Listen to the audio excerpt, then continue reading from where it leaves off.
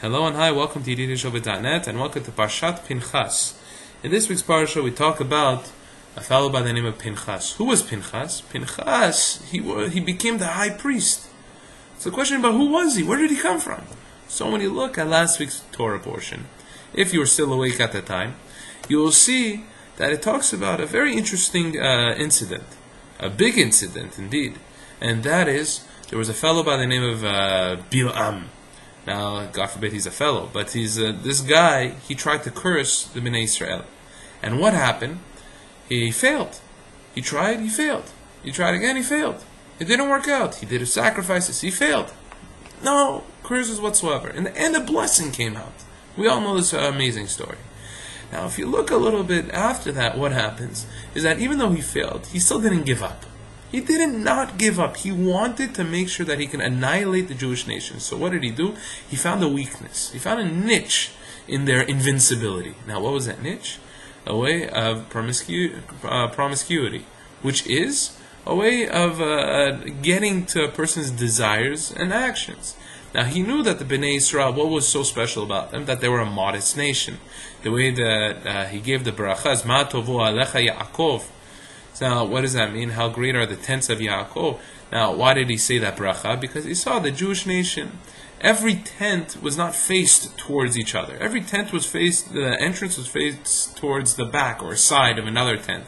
Meaning that people, that they kept their modesty. They were private. They didn't show off their life to one another. And the fact that they were modest, it showed that their homes were modest, the daughters were modest, the people were modest. And what did Bilam want to do? He wanted to break through that shield, and he brought in the most immodest people, and that was the women of the Midianites, and even the princes of the Midianites, just to show how much they hated the Jews themselves.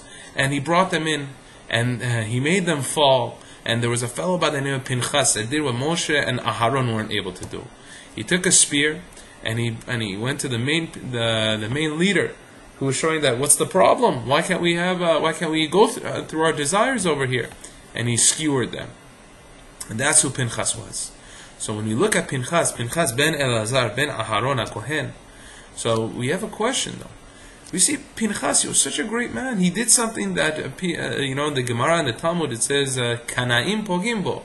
It's a Kanaim. They call him the jealous one. Why is he called the jealous one? Because he was always jealous to make sure to do God's will. He was jealous for it. He wanted to do God's will. Now, a man at this stature, he has to be traced all the way through the lineage to go to Aharon. Why can't we just look at the root himself? Why do you have to go and to go through the whole lineage? So Rashi goes through and he says that no, the problem was that we want to show his lineage because we wanted to show that he came from a righteous source. So, and why? Because his father, he married a woman who didn't have such a righteous family. Now, so we have a question though. So who cares? He showed his true worth. He showed who he came from. He was able to overcome all the problems, all the difficulties. He saved a nation. Now we have to go through the whole lineage. We know who Pinchas is. Why did he have to go all the way there in order to go to a source?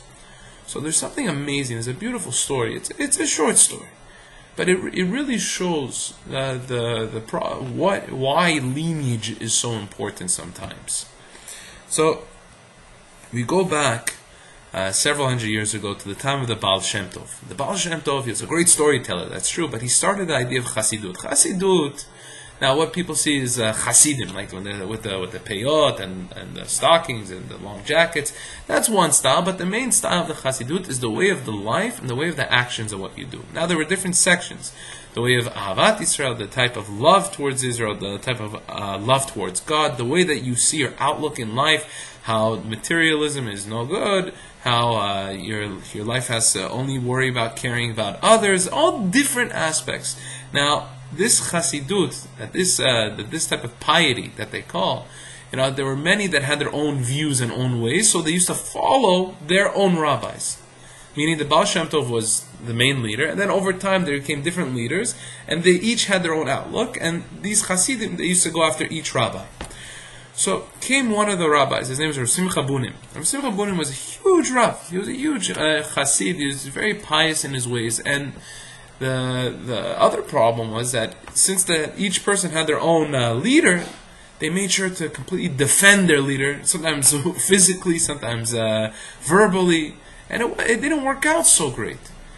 But one of the leaders, which his name was Rav Bunim, he had many students. Many students. He used to be a businessman, and he became a great rabbi.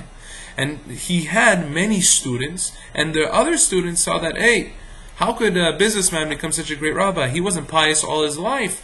He was doing business. Now he's a rabbi. No, he can't do that. And many of his students would say, "Don't talk about a rabbi like that." They would go after him. They would say, they would try to debunk. What are you talking about? He's much greater than your rabbi. Much greater than your rabbi. Fine. There was one rabbi. His name was Rav Yitzchak Avorki. Now, Rav Yitzchak Avorki, he never got meddled in between these problems. He never came up and said that, no, my rabbi is the best. How could you possibly say something about that? But he was a true chassid. He was a great rabbi. So after a while, all the students, they said, sometimes it happens, they're going to say, how come you don't defend his honor? How come you don't fight with others to say that, no, he's correct, he's 100%? So he tells them, let me tell you a story. When I was traveling through a city one time, and when I was traveling through the city, what happened?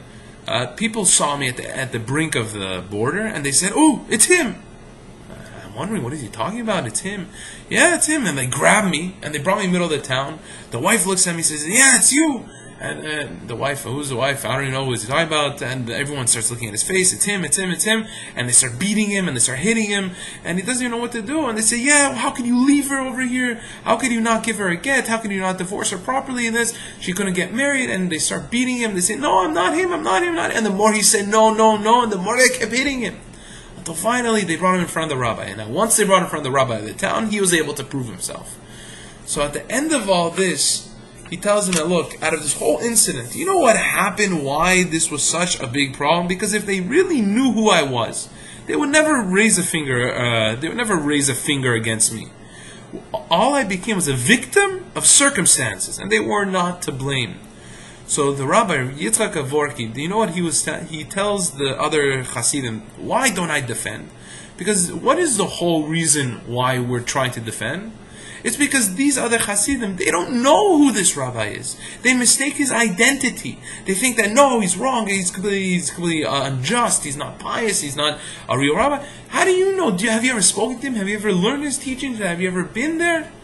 Unfortunately, this is also what we see when people want to debunk the Torah, want to debunk what we learned, Judaism. They say all these claims about it. If you ever ask them, have you ever learned the Torah? Pure, through and through, every word throughout the whole thing. Have you ever read the Torah once? Have you ever gone through correct shiurim, not people who are fake, not people who claim that they're teaching Torah, but really are just teaching psychology courses or whatever it is. No, real Torah. And they say, if you ever ask them, and you ask them, like, did he do it? Or they would definitely say no. The whole problem is it's a mistaken identity. Now, when you look at Pinchas, when you look at him, and you wonder, hey, why do we have to mention his roots?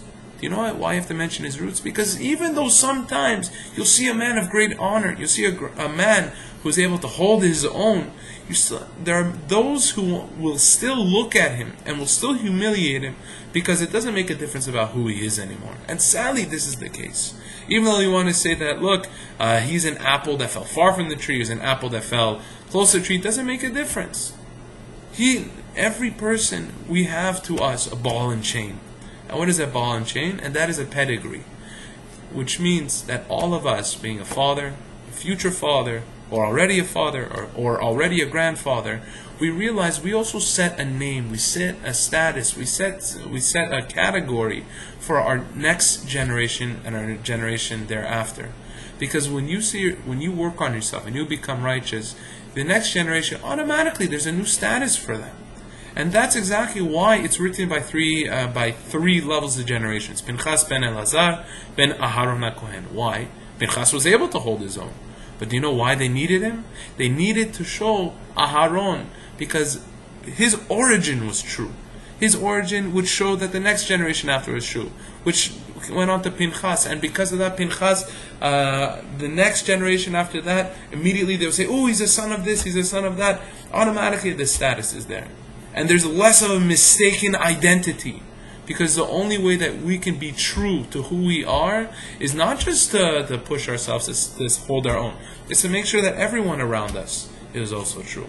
Because once you see, for instance, if you're walking throughout the street and you're wearing one of these kippot, and they look at you and you're doing everything correctly, they're going to say, oh, Jews are great.